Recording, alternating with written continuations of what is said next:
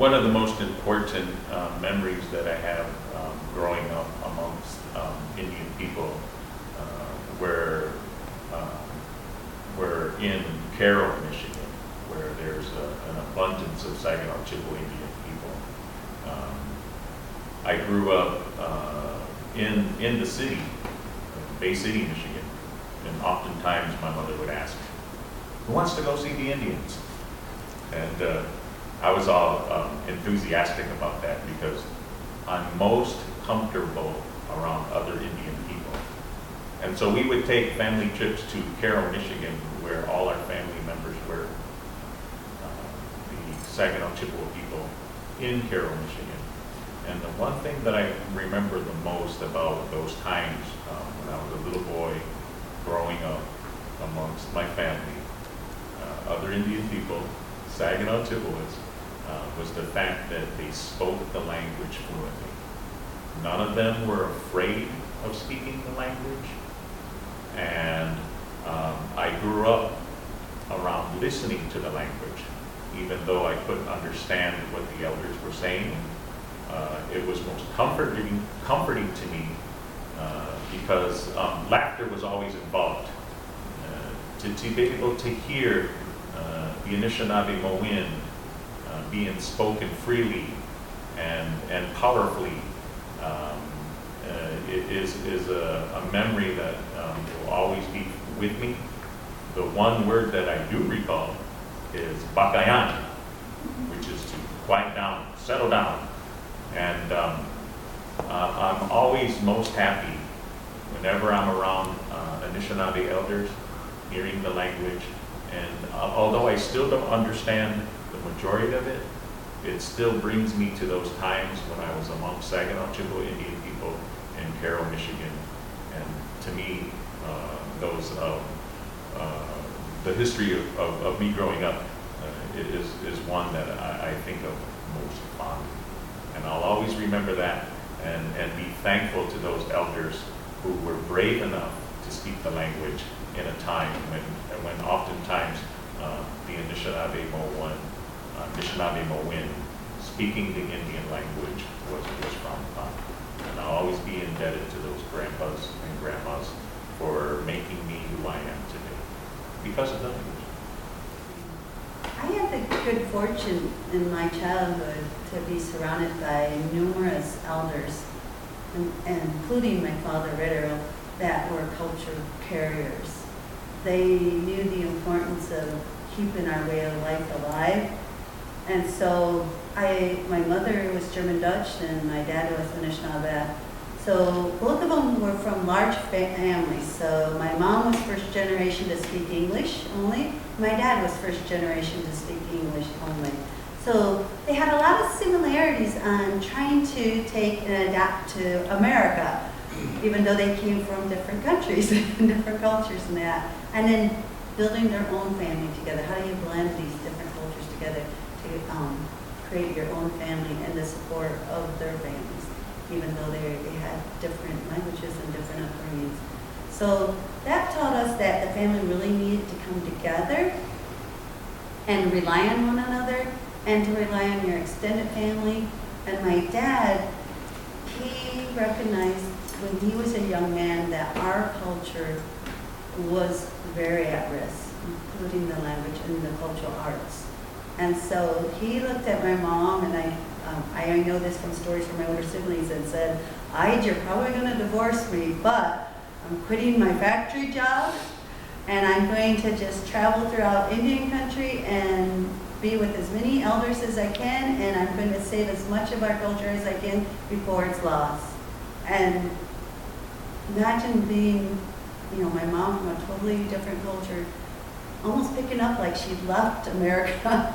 And she did. She traveled throughout the Great Lakes. We moved every year of our life, just going by whatever elder would make time for us and learning our cultural arts, our religion, our medicines, our languages, our songs. And that was my childhood, and that was my school outside of formal school.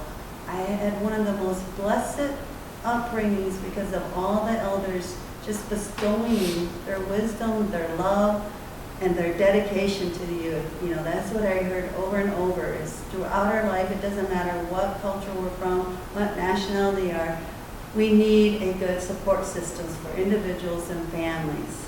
We need to share our love, we need to share our wisdom, because none of that is to be kept for ourselves. And that needs to be bestowed to the next generation. So that way they're able to bestow it to the next generation.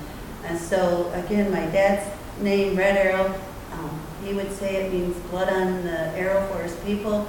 And he would tell us, you know, one arrow alone can be broken easy, just like one twig can. But when you put it together in a collective group, it becomes strong. And when you really know your purpose in life, and he really stressed the importance of embracing who you are, no matter what that means, and living your life according to that teaching, and then sharing that with the next generation.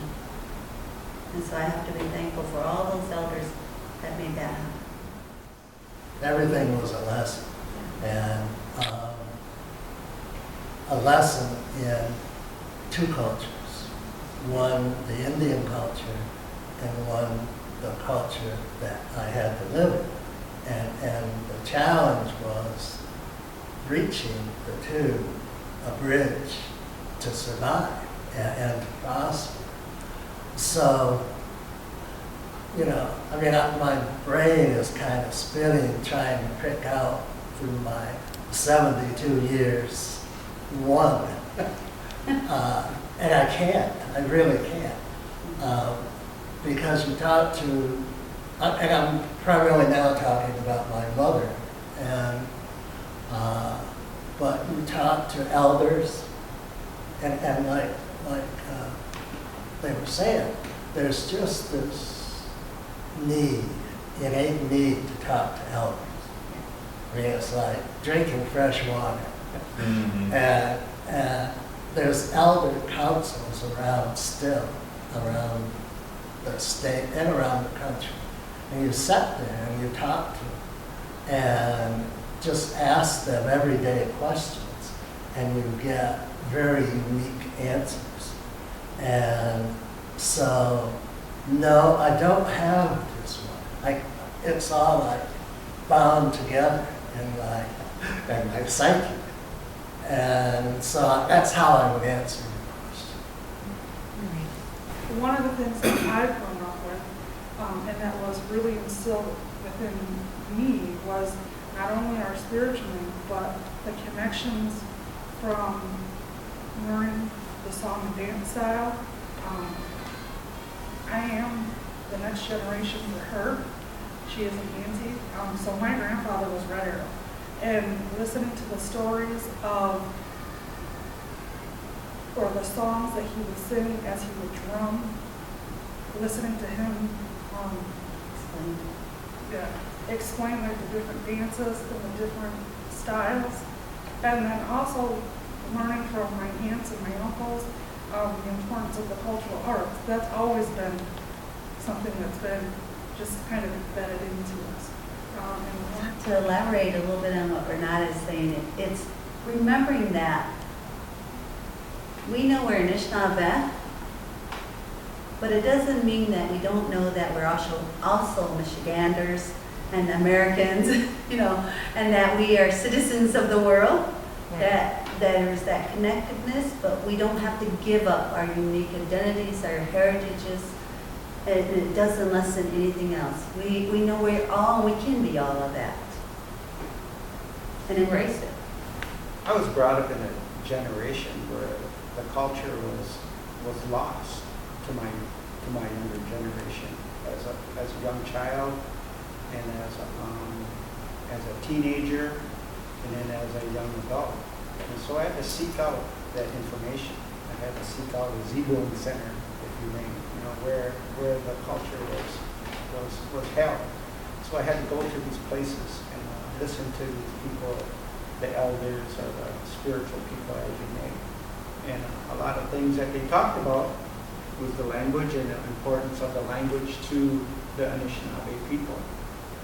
And what they told me about the language in our spirituality is that our language is very strong and very powerful.